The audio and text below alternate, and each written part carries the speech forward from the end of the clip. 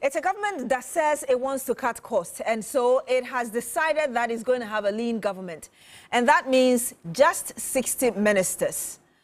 And there's a government also that has been in power before with 75 ministers.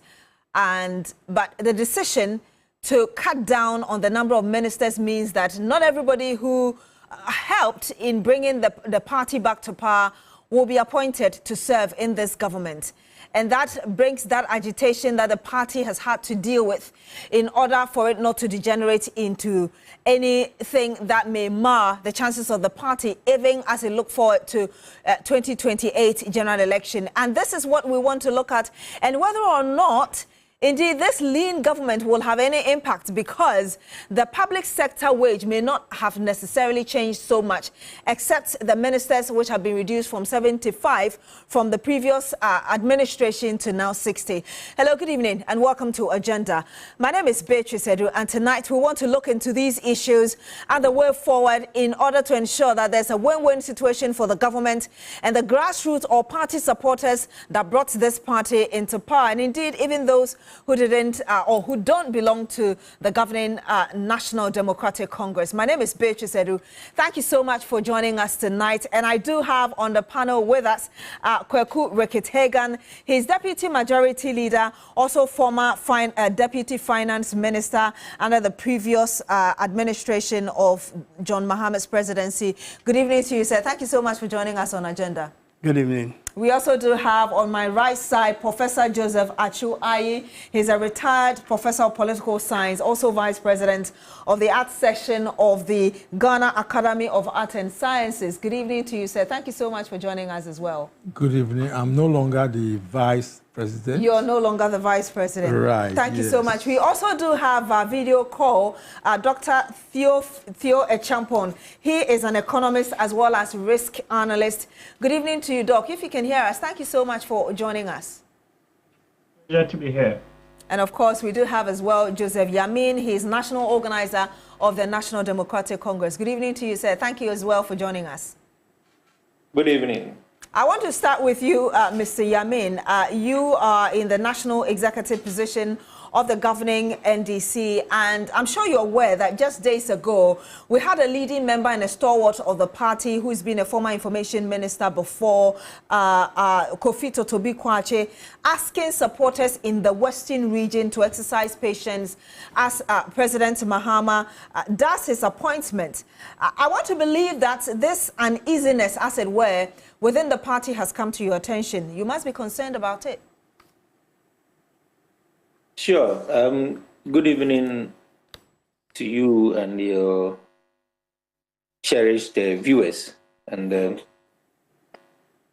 I should say it is a concern for government. I'm sorry to interrupt you, Mr. Yamin. We are not able to get a better feed. If you're able to adjust your video a bit so we can pick you, but we can hear you.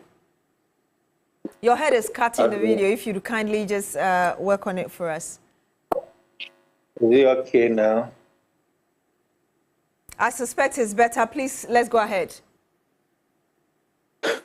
Well, it is a concern to government, especially looking at the expectations of a lot of people. Like you rightly said in your intro, this government has cut down the size of government, and it's not just a decision taken as a result of our victory in the last election, but it is because we made a promise to Ghanaians, and we need to fulfill that promise. The promise is that we're going to form a lean government and give a figure to that, and that is ministers and deputy ministers summing up to 60. And so definitely there will be fewer slots for a lot of people to compete for. And in this political game that we find ourselves, each and every one has his own base. And so as and when appointments are coming, people get to find out whether their bases have been sorted out or not. And so as names are being mentioned, appointments being given, people begin to ask questions as to why A, B, or C have not yet been heard or been appointed. So it is normal in a political dispensation, even in the days of President Akufo-Addo and the MPP government, where we had about 128 ministers. There were still agitations from people who thought that some people really deserve to be in government. Your panelist, my colleague Richard, the MP, was a deputy finance minister under the Mahama Affairs administration, and I was a deputy minister for youth and sports. We've not found our names on the appointment list, not because we are not qualified, but there are people who will be asking why Richard is not on it, especially when his colleagues have been appointed. And so it's normal that you get people want to ask questions. So it's also normal that people will have to calm down the nerves of others, want to talk to them, want to let them understand that it is not everyone that will be appointed. And it's, for instance, me, I opted not to be in government. I decided to stay in the party and continue to work for the party. So what you're trying to say is that, forgive me for interrupting you, perhaps you just went ahead and said, you don't need to appoint me, I want to stay in the party. You went ahead and did that. Sure.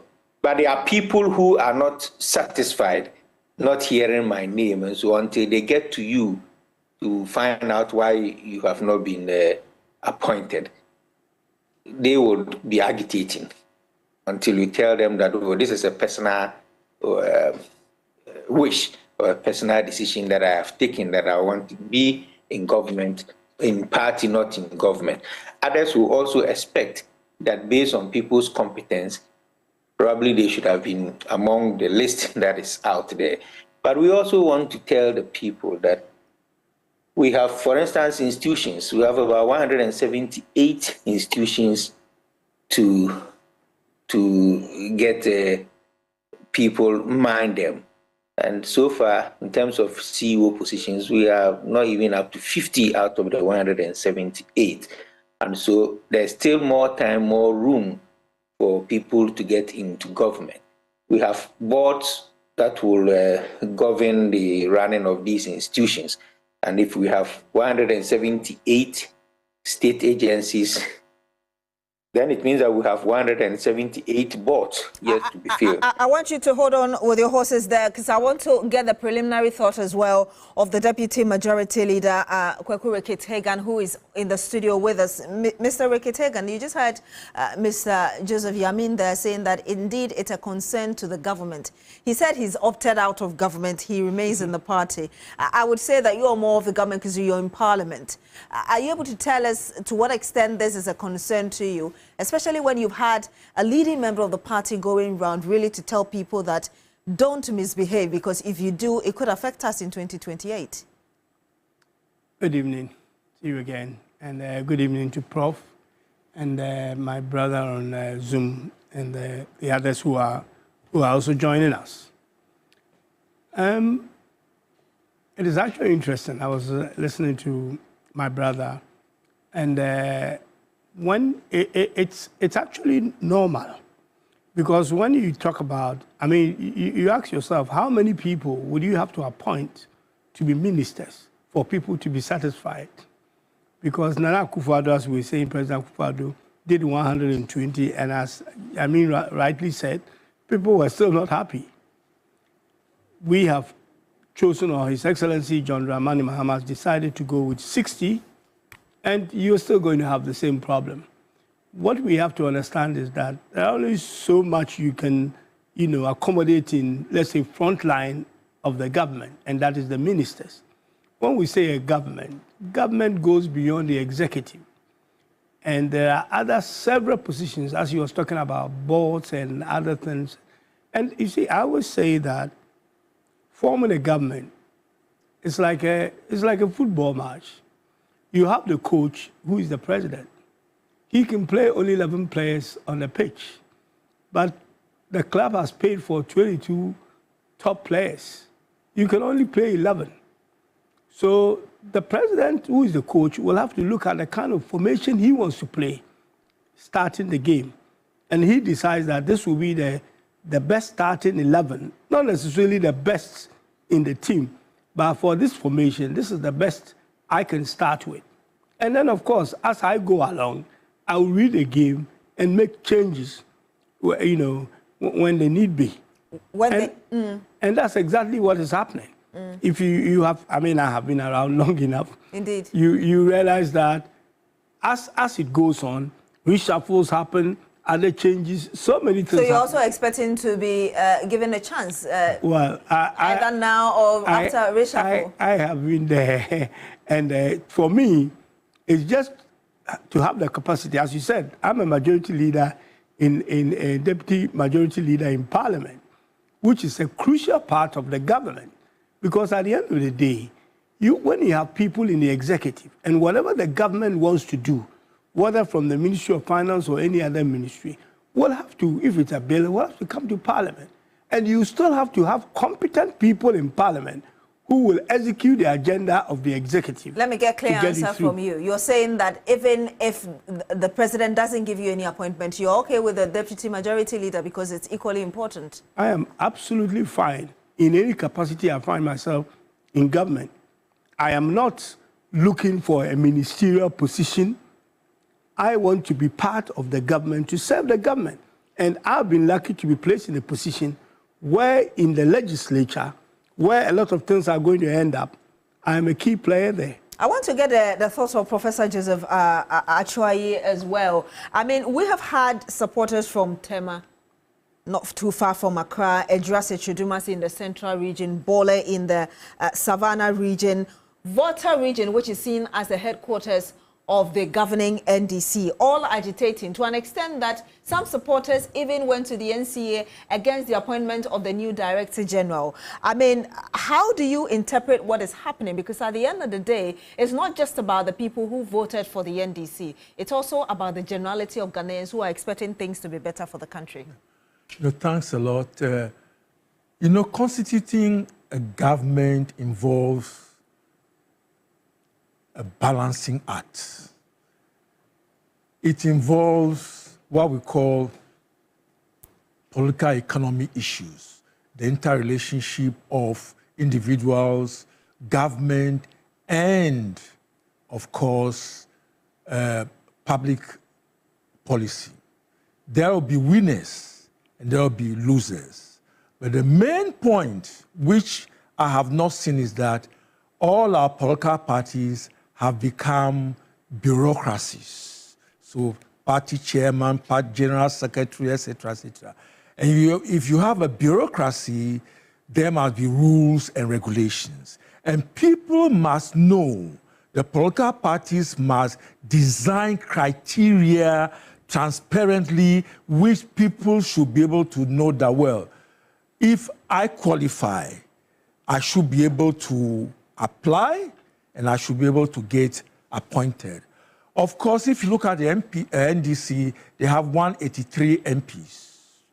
They have 60 ministerial appointments, which means 30%. It can't go around everybody, but people are complaining because there are no criteria by which people are appointed. So what you're saying is that there's no transparency in the current appointment as we speak? Yeah, and the Constitution is clear that political parties must exhibit internal democracy. Internal democracy means that people must know what is going on. Most people don't know how people get appointed. Is it based on merit? Is it based on loyalty? Is it based on other factors?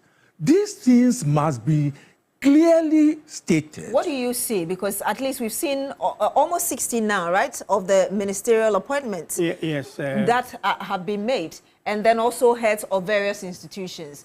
You're saying there's no criteria per what you've seen. Do you think that, what do you see now? Do you think the president is appointing based on party interest, or he's really looking at qualified persons? I think that it's a combination of several factors. 1, merit. 2, loyalty, trust. 3, he's already limited himself, 60. That's one. And the fourth one is majority of ministers must come from Parliament. Those are limits already. So he has to deal with these, plus the number of MPs, plus the expectations of people. So what I'm trying to say is that there are several factors, but people must know these.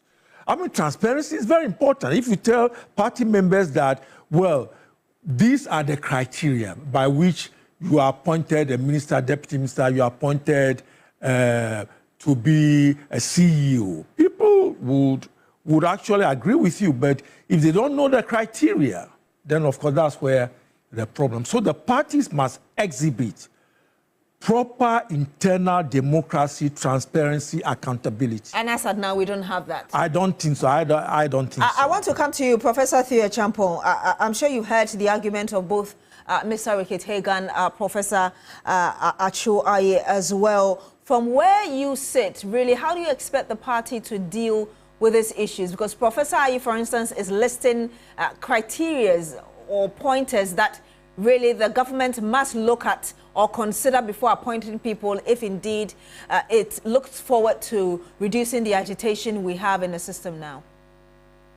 Yes, thank you very much. I think Prof is right in terms of the criteria that he has listed, and I'm sure that has featured very much in a number of the appointments that have come through. So you see it largely reflecting a mixture of competence, and then also the fact that some have to come from Parliament. The reality also really, like what Rickett Hagan was saying, is that you cannot satisfy everyone, right? And that is the major binding constraint on the administration. Also, given the fact that he had also even placed an upper ceiling on the number of ministers. So back to, or let me borrow the analogy that Rickett Hagan used, which is the football and the starting 11. Not everybody is going to start the football game.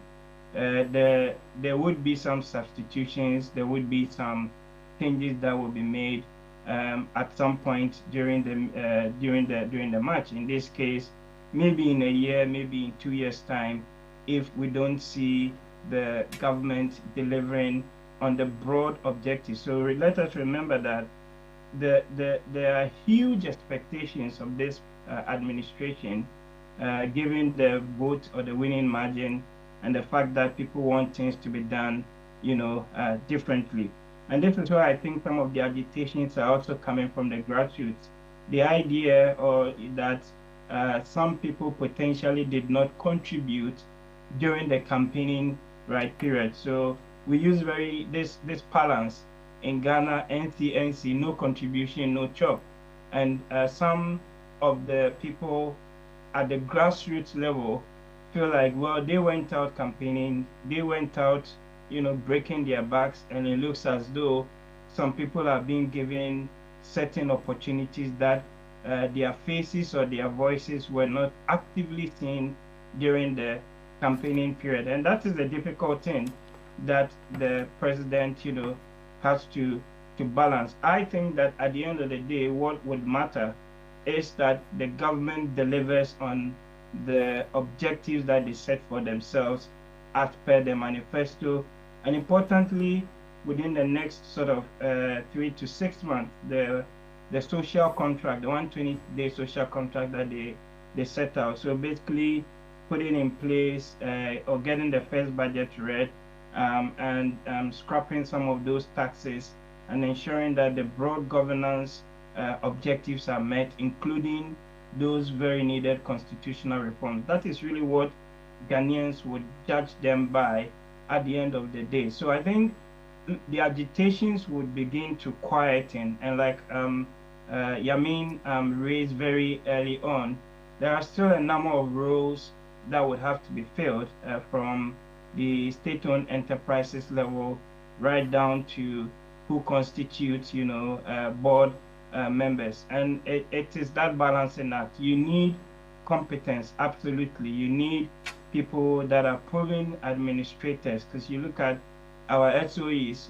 You read the report from the Ministry of Finance over the years, and it's an eyesore. Many of them are bleeding, and largely because the people who are appointed to run these enterprises and the board members sometimes prioritize party interest, their own even personal interest over the broader, public interest that would drive our collective well-being forward. And that is very much symptomatic of the whole winner-take-all system that we've all been complaining, about. So for me, it comes down to absolutely the competence, and it comes down also to the fact that you need to balance the interests that are at play in terms of those that contributed to the well-being of the party. But fundamentally, what Ghanaians would judge this government by is its ability to deliver on the economy, to deliver on the constitutional reforms that were promised, and to ensure that there's more broad-based and equitable development, cut back on corruption and all of that. And I think that the early signs that they have shown so far has largely been positive in terms of the appointments that have come through. Okay, so let me ask you, having made the point you just did, it does make sense that indeed the president wants to cut down on ministers. That may have a bit of economic, benefit to the country, knowing that this country is still suffering economically. But that's just a bit of it, because you still have huge numbers of employees within various public agencies that may not have necessarily been asked to go home. How do you think the president can make this, thing of cutting waste and all of that a reality in this government so everybody benefits? So cutting waste is not just a question of employees or numbers. So, of course, at the headline level, the signaling is that you're having 60 ministers as compared to 80 or 120. But also at the level of the administrative capacity of these ministries, some of the people would be reassigned. Some may decide to even resign, and that would have some impact on the payroll. I don't think that is going to be a significant number. For me, the biggest expectation in terms of the savings really we're making is, for example, when it comes to the contracting processes, right? How do you ensure that there's actually value for money, that there are KPIs, there are benchmarks, we're not wasting things. If an item is going to cost 1 cedi, then indeed it's 1 cedi and not 3 cedis or 5 cedis. Those are the big areas that actually can make a major significant impact in terms of cost savings to the country. I don't think that the payroll necessarily is going to come down. In any case, we actually even need more public and civil servants. So you actually need more teachers, you need more doctors to serve the various under-resourced communities in the country. But then the fact also is that we're still under an IMF program. There are some constraints in terms of funding. We cannot go to the capital markets to borrow, and we cannot also fully rely on the domestic capital markets without crowding out the private sector. So some rationalization would have to be made. But I have looked at some of the numbers in terms of the payroll, and I don't think that on that side you're going to really make major savings on that front. The biggest savings would come from those contracting processes and ensuring that you're cutting back on the waste and the corruption that we see. And I'll come back to you. And I'll come back to you, Mr. Yamin. But I just want to get a quick word from Deputy Majority Leader. I'm sure you heard Professor Chwayi talking about he not seeing necessarily any proper governance and democracy, even within the internal system. How do you react to that? You've been a part of this government for long, both in the first and now in the second administration. Well, I think just quick on the issue of whether, whether by cutting down on ministers we are making savings, or it goes beyond that. First of all, you have to lead by example. So President Mahama is leading by example, that we are having a lean government, not because we just want to have a lean government, but we have so many people occupied in places where in the end it creates actually inefficiencies. There are overlaps, people are doing the same thing, and at the end of the day, nobody does anything. Because you think it's my job, I think it's your job, and nobody does the job. And people are getting paid for that. So yes, some savings will be made there, but that's not the only issue. You have serious inefficiencies within the government system that itself need to be looked at. And some of these things, there are ministries that have been brought together because they all seem to be doing the same thing. And then you have, for instance, Ministry of Transport, you have different railways, this and that. That can come under one umbrella, have one minister. As he said, people will be reassigned to somehow be given real jobs in some places. We have the, over, more than 500,000 people working in the government or in the civil service. And you have people who basically don't even have an idea exactly what their job is. So they are just there. Or don't even have a desk or something to sit on. So this is a start. It will have some savings because the whole idea is, we, as Dr. rightly said, we are on the IMF program. And the idea is that we want to basically reduce our deficit. Now, you either have to increase your revenue or you have to shrink your expenditure. And you cannot always say you are enhancing your revenue, you are increasing your revenue, therefore you can continue to spend. If you also cut your expenditure, you will realize that it's not so much of having to go after revenue, but actually being able to shrink or reduce your deficit without necessarily having the wasteful expenditure, the corruption, and all that. So this, for me, is a start. And it will lead to so many things. I don't think it's going to end there by just ministers, being reduced to 60. But then other things will begin to follow. Other things will begin to follow. And I heard you talk about the fact that we have a lot of people within the public sector who probably don't even have desks. Do I hear you say that we should expect that in the near future, because you've got 4 years, for this term of the president, in the near future, we should expect some strict scrutiny within public sectors so that if you have about 100 people there and you eventually find out that about 60 are not really working, you're going to clear them off? Well, this is the problem we've been grappling with for years. Even in the first Mahama administration, we had this problem of ghost names and all these things that we tried to clear, biometric system to try and clear people. We realized that, we actually have too many people doing very little. And don't forget, anyone who works also attracts goods and services.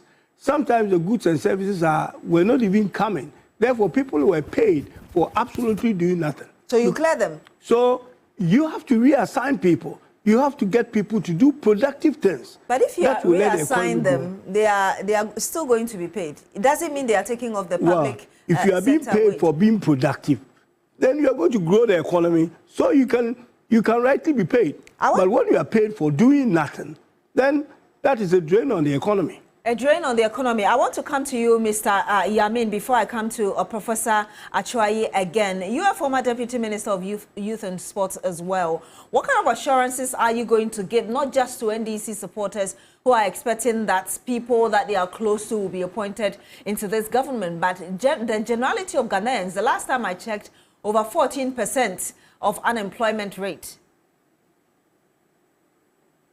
Well, this is a government that left government, and thankfully we are back. So there are a lot of things that we learned before leaving office, and we are back to correct some of these things, and that resulted in our promise of a lean government.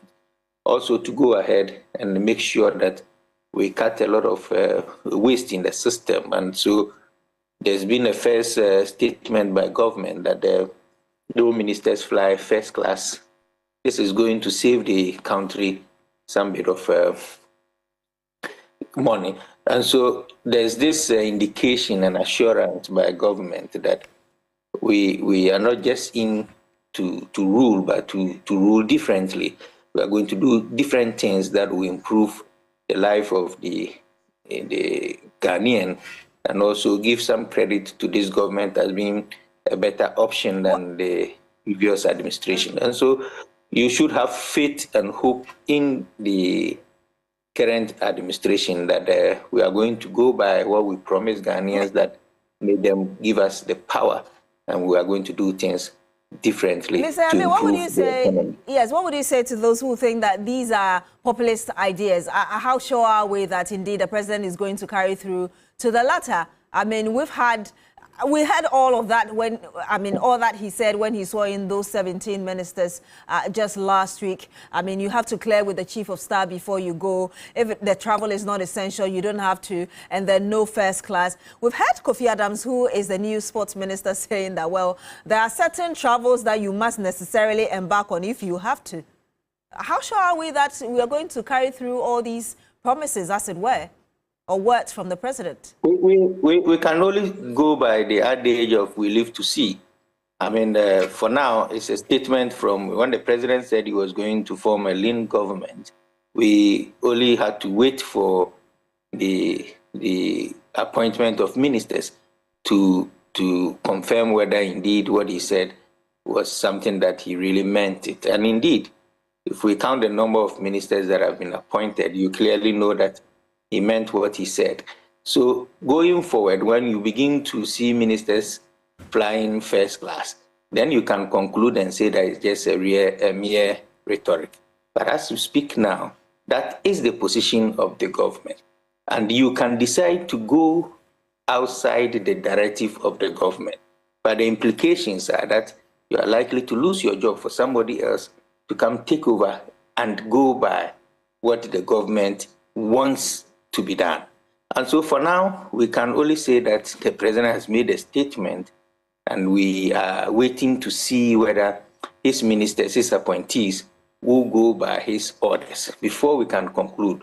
But I know very well that His Excellency John Dramani Mahama and the NDC administration, don't forget that in 2028, we are going to present the party back to the people of this country for a re-election to form the government of 2029. So we as a party are going to make sure that the promises made by this current administration that is born out of the party is adhered to. And so we can go confidently to the people and say that, well, give us another mandate. And so we on the part of government, that is why some of us decided that we want to stay in the party and make sure that government does what we promise the people before they giving us the power. Then we can be sure of going back to the people. And so we are very confident that whatever was made as way of promise to the people is going to be adhered to before 2028. And I want to come to you, Professor Achoy. I'm not sure I got the answer of the lack of proper governance and democracy, even within the internal system, from Mr. Ricky Tegan. I think you spent a lot more time answering Theo. Yeah, I was actually responding. Exactly. Yeah. But I wanted you to give us a bit more flesh when you say that you don't see proper governance and democracy as we have it now. Why are people, complaining that the people they expected to be appointed have not been appointed? Why are they not doing that? Because what are the guidelines? We have guidelines for, for appointment, ministers, CEOs, etc., etc. So it goes back to the criteria that internal democracy is about transparency, accountability. That whatever you are doing, you must be able to justify them. And then if people are aware, they know that if you have how many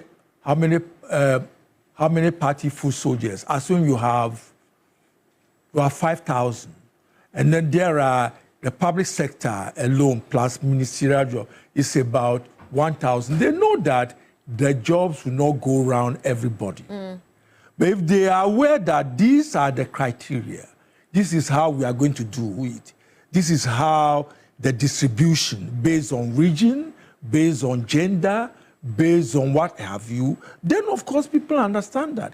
But if you do not do that and they feel that there is a lack of transparency, they're going to, come out with agitations. And that is why we are saying agitation. They are not saying that, look, employ all of us. They are saying that they expected Mr. A or Mr. B to be CEO, to be a deputy minister.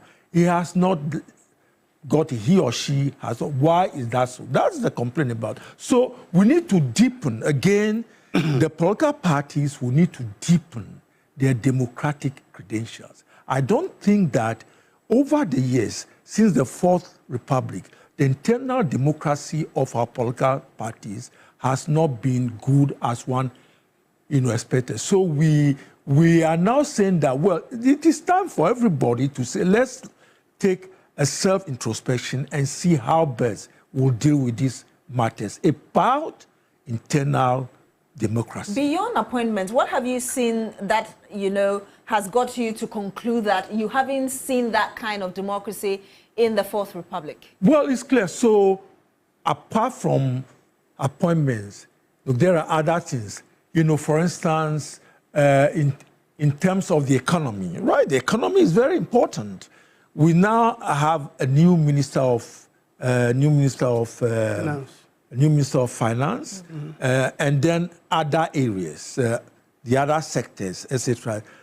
We need to see more of what the energy sector. We need to see more of these things, coming out. I think that information flow. We know that the government has been in power for 4 weeks or 5 weeks. Information flow should be as vigorous as it is now. People must know what is happening. You don't think it's up to standard right now? I think we still have. I don't feel it. Even though we have the Minister of State for, is it governmental information? You mean Phyllis Kwachofosu? Right, yeah.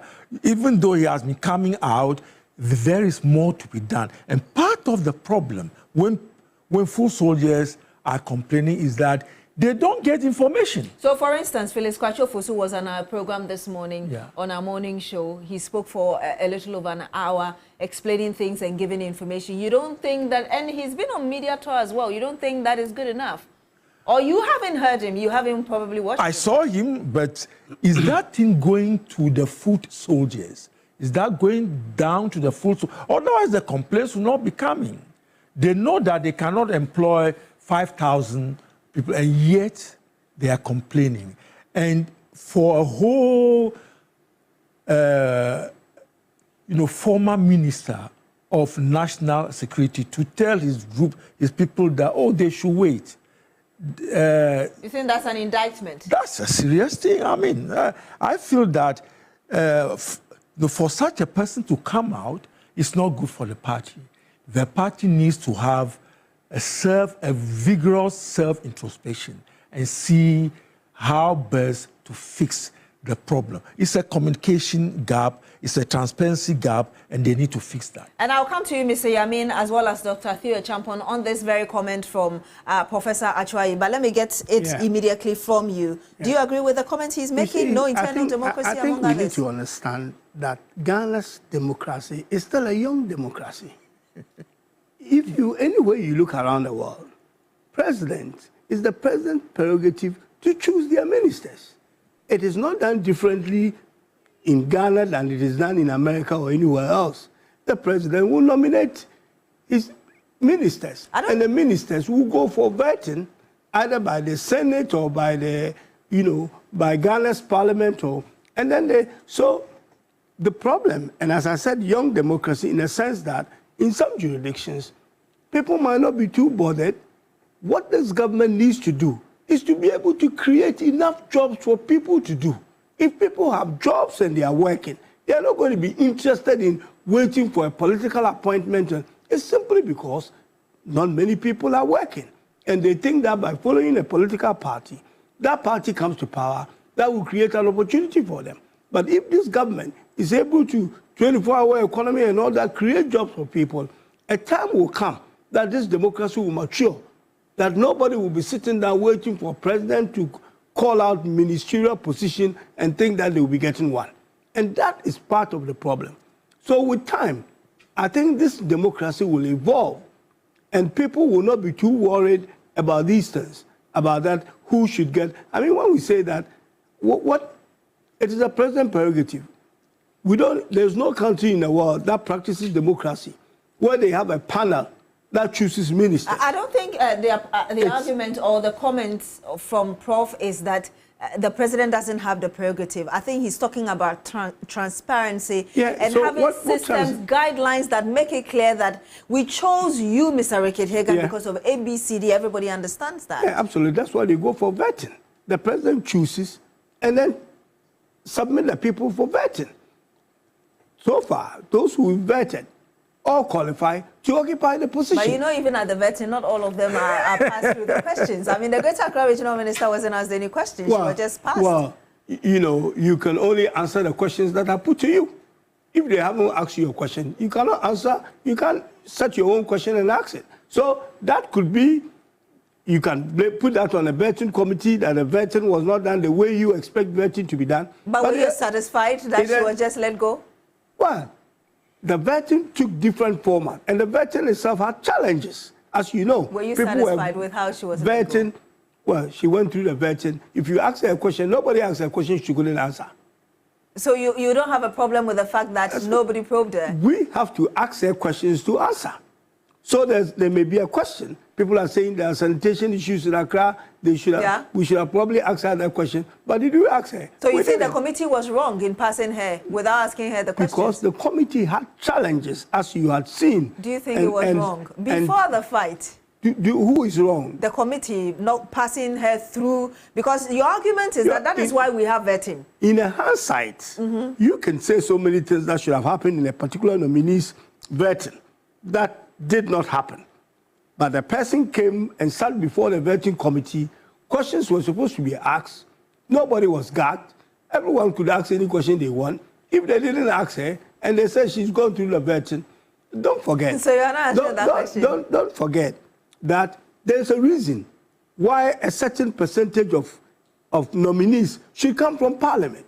Because to actually qualify to be a minister in Ghana, you must qualify to be a member of Parliament.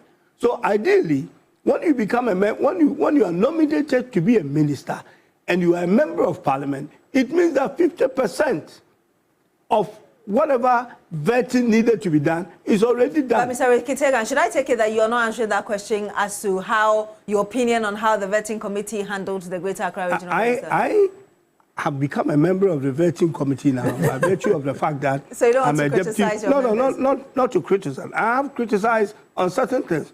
Certain things could have been done better, and I hope that going forward, with the second half of vetting that we are going to do, things will improve, and we'll correct some of the mistakes that actually happen. I mean, we have instances where there are people who could talk as long as they want. And then if you're having a vetting of 4 hours and somebody could talk for 3 hours, then you're going to have challenges going down the road. If you have 4 people to vet a day, and one person is to talk for 4 hours, then you're going to get to a point where somebody will not have enough time to be vetted, and therefore questions will be shortened. Okay. So we need to balance the whole vetting and do it. So the experience we have gathered from this first set of vetting will inform how the vetting goes forward. Will inform how the vetting goes forward. And I'll come to you, Dr. Theo Champon, as well as Yamin. But I just want to get a quick reaction. Are you satisfied with how Mr. Rickett-Hagan has answered your question about lack of governance and no internal democracy? Before I go to Mr. Yamin and... I don't want to talk about the vetting process because I heard you laughing. It's a red herring. A red herring. If you want to go into that, we are not going to finish this program. I have serious problems with the vetting process, and I don't want us to talk about that. But I still feel that in spite of the young democracy that we have, we'll still have not deepened internal democracy, which is part of the constitution. Political parties must accept that if foot soldiers are complaining, I agree that yes, it's about jobs, it's about amenities, it's about a whole lot of things. It's about food, fork and knife issues. I do agree about that. But the main thing is that the parties have become bureaucratic. And if they have become bureaucratic, they must make sure that they do things properly and deepen their credentials as far as democracy is concerned. If they don't do that, we'll still have 2028, the full soldiers will still be complaining about jobs.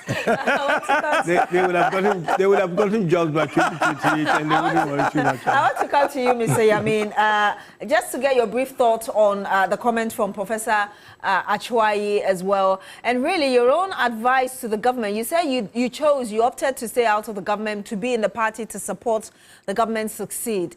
In addition to your comment on what Professor Achuayi has just submitted, how else or what kind of proposals do you have for the government as regards how it can meet the needs of the youth in the country? And I'm asking you this specific question because of your former portfolio as a former Deputy Minister for Youth and Sports. Well, the government had some policies outlined in our manifesto where we, for instance, government believes that the economy largely depends on agriculture, and that is where the introduction of this poultry policy comes in, where the MPP tried to play some mischief around that policy. And if I am a poultry farmer and I know how the poultry industry alone can turn around this economy. For instance, if you have 10,000 birds, you are probably likely to employ more than 10 people to take care of each pen, not to talk about the feeding aspect, not to talk about laborers that will be bringing in the food. And so minimum of 20 people will be employed. So if you have a government that will make sure that the poultry industry thrives, not only is the private sector going to be able to absorb the number of youth unemployment we have in the country, but we are also able to cut down the importation of poultry produce.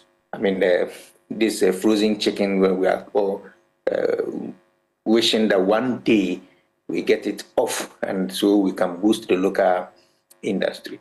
By so doing, it means that people will have to go into crop production. Maize is a major component of poultry feed.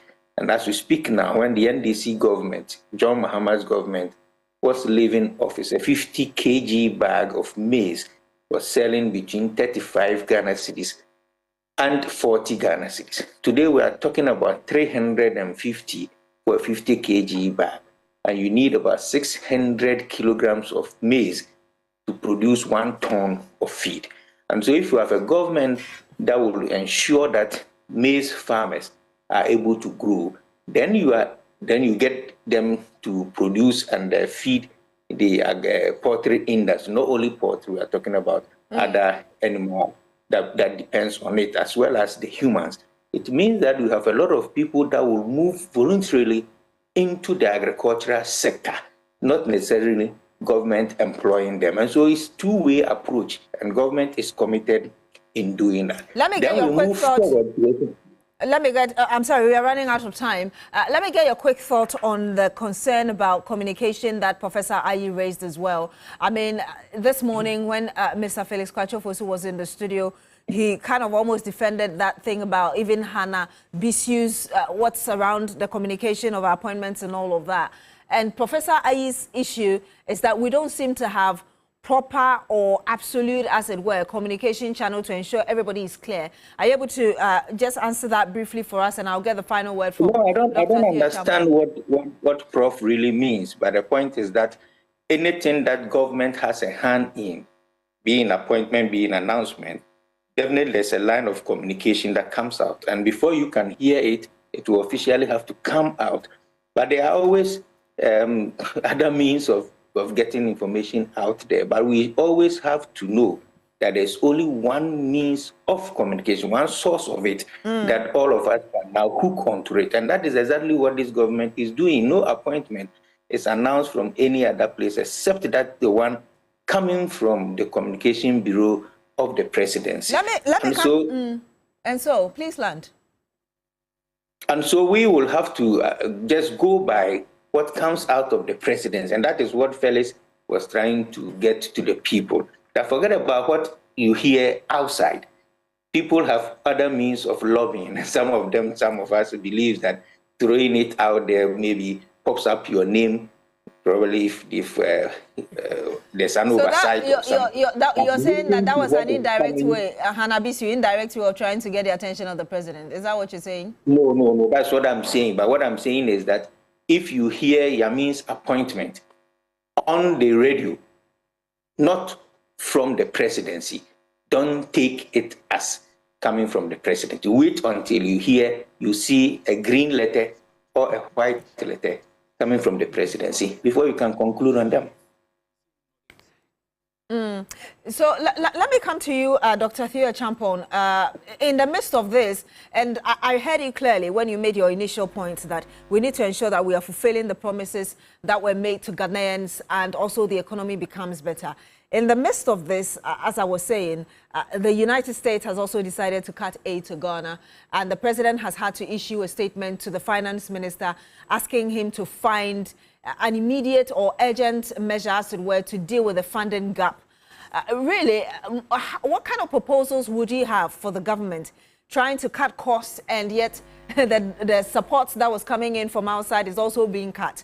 How do you think the government can bring out initiatives to meet these needs in the midst of tax cuts that the government has already announced in the first 120 days? Yeah, so the tax cuts are yet to be fully reflected. Doc, I'm sorry, your voice is very low. I don't know whether you can boost your mic a little bit. Can you hear me? It's a bit better. Please go ahead. Okay. Yes. So I was just saying that the tax cuts are yet to be fully reflected in the budget, and the USAID cuts is just around 150 or so million dollars, yes. And particularly the impact to be felt within the social sectors, right? So health and education.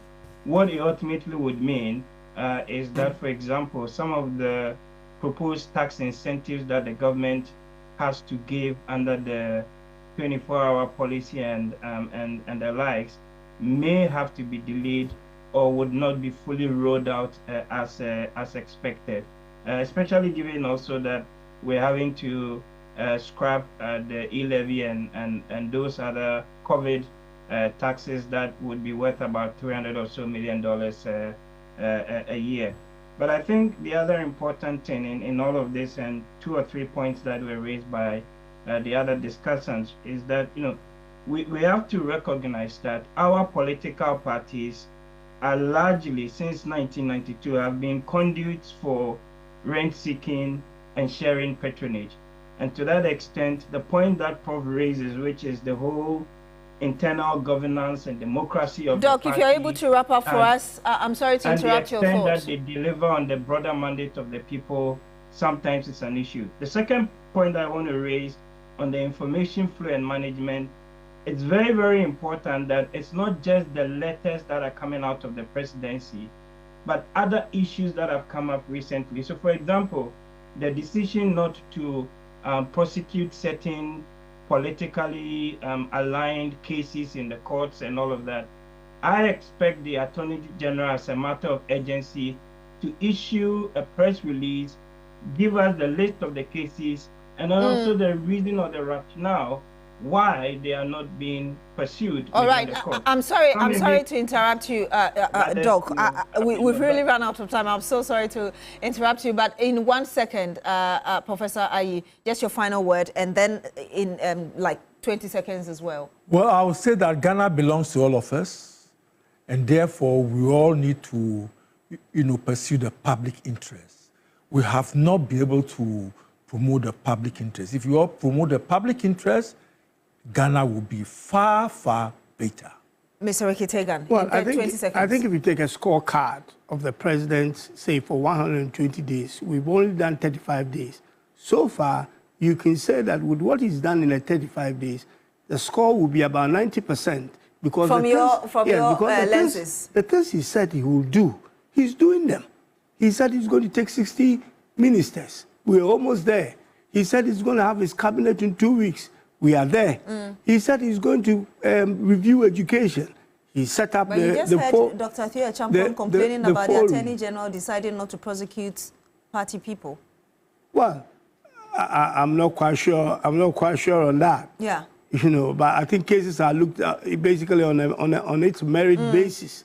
But as I said, the president so far has done what he said he was going to do. We'll have to end and we it only here. hope that the 120 days when it comes, he would have done exactly what he said. We'll have he was to end going it to here. do I'm sorry, for Mr. Ghana. Yamin, I'm not able to come to you for your final word because our time is up. But thank you so much, Kwekure Kitegan, Deputy Majority Leader, also former Deputy Finance Minister, MP for Cape Coast South in the Central Region. Thank you for joining us on agenda. Also, Professor Joseph Achuaye, retired Professor of Political Science, as well, immediate past Vice President of the Arts Section of the Ghana Academy of Arts and Sciences. And of course, we've also had Dr. Theo Champon, economist and risk analyst. Thank you so much, gentlemen, for joining us on agenda tonight. My name is Beatrice Adu. Join us again next week. Have a good evening.